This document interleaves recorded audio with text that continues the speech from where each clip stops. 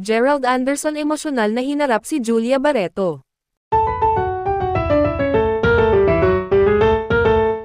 Sa isang mundo ng kamera at kaplastikan, kung saan ang mga ngiti ay kayang ipinta kahit puno ng luha ang mata, isang pangalan na naman ang pamunit sa puso ng publiko, si Julia Barreto, na ayon sa malalapit na kaibigan ay halos hindi na nakapagsalita sa sobrang emosyon matapos marinig ang huling desisyon ng taong minsan niyang minahal ng buong buo, si Gerald Anderson. Hindi ito scripted. Walang rehearsal. Isang totoong tagpong sinaktan siya sa paraang hindi kayang paghandaan ng kahit sinong babae.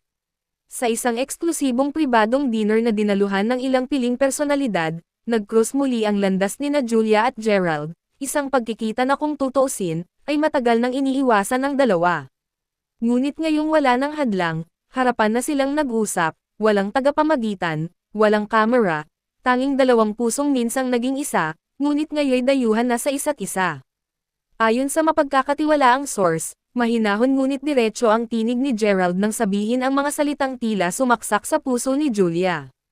Ayoko nang balikan ang dati. Hindi dahil wala akong pagmamahal, kundi dahil hindi na tayo ang tama para sa isa't isa. Walang sigawan, walang eksena, ngunit ramdam ng lahat ang bigat ng katahimikan. Para kay Julia, iyon na ang huling kumpirmasyon ng isang relasyong matagal na palang wala sa direksyon, kahit pilit niyang pinipinturahan ng pag-asa sa kanyang isipan. Naalala raw ni Julia ang mga gabing paulit-ulit niyang tinitingnan ang mga lumang larawan nila, ang mga panahong akala niya'y panghabang buhay, ang mga yakap sa malamig na gabi, mga halik na puno ng pangako, at mga salitang binitiwan ni Gerald na nooy naging sandigan niya. Ngunit ngayong mismong sa bibig ni Gerald nanggaling ang pagbitaw, tila wala nang ibang mas sasakit pa kaysa sa realidad na hindi na siya ang pipiliin, kahit ilang beses siyang pumili.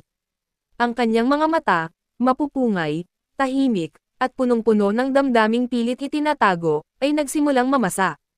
Bagamat pilit niyang pinipigilan ang luha, hindi na niya napigilan ang pagdaloy ng sakit sa kanyang pisngi. Hindi raw siya umiyak sa paraang drama sa pelikula. Hindi rin siya sumigaw o lumabas ng kwarto. Ngunit kitang-kita sa bawat galaw ng kanyang kamay, sa bahagyang panginginig ng kanyang labi, na siya'y lubos na nasaktan. Nang tanungin ng isa sa mga kaibigan kung ayos lang siya, isa lamang ang kanyang naisagot. Hindi ko inakalang siya mismo ang magsasara ng pinto. Kinagabihan, tahimik si Julia. Walang post, walang press release, ngunit isang simpleng quote ang lumitaw sa kanyang Instagram story na agad nag-viral sa social media. Sometimes, closure comes without explanation. Just silence, and the ache that stays. Maraming netizens ang agad na nagpadala ng mensahe ng suporta. Maging ang ilang personalidad sa showbiz ay nagbahagi ng mga heart at hug emojis sa kanyang story. Ngunit kahit sa gitna ng pagbuhos ng simpatiya, mas pinili ni Julia ang katahimikan, isang katahimikang mas malakas pa sa kahit anong sigaw. Sa mga sumunod na araw, dumalo si Julia sa ilang taping ng kanyang proyekto. Kumpleto sa make-up, nakaayos, at may ngiti. Pero ayon sa isang staff, may lungkot sa kanyang mga mata na hindi matakpan ng kahit anong foundation. Parang may puwang sa kanyang puso na kahit gaano karaming eksena ang kunan, ay hindi kayang takpan ng roll o ng ilaw ng kamera. Minsan, sa buhay ng isang artista, hindi ang script ang pinakamasakit na bitawan, kundi ang mga salitang mula sa tunay na buhay.